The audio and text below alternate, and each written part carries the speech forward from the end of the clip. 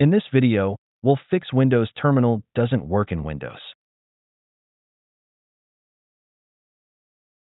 To fix it, let's search and open PowerShell as administrator.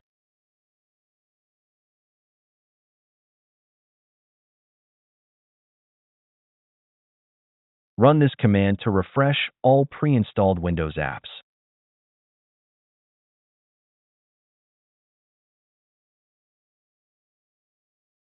You can ignore any errors. They happen because some apps are being used.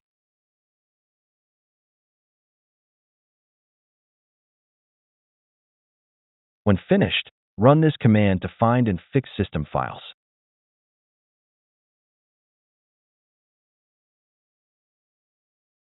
Finally, restart your computer.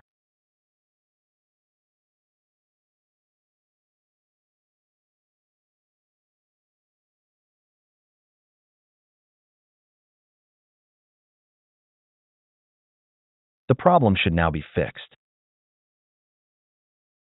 If the first way doesn't work, try the second way. Search for CMD and open command prompt as an administrator.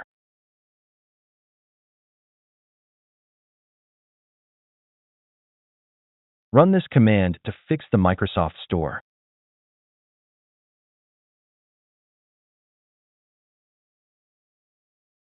After fixing the Microsoft Store, open Windows Terminal again to see if it works.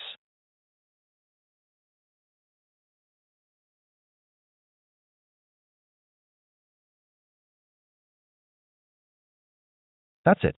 Thanks for watching. Don't forget to like and subscribe, and see you in the next videos.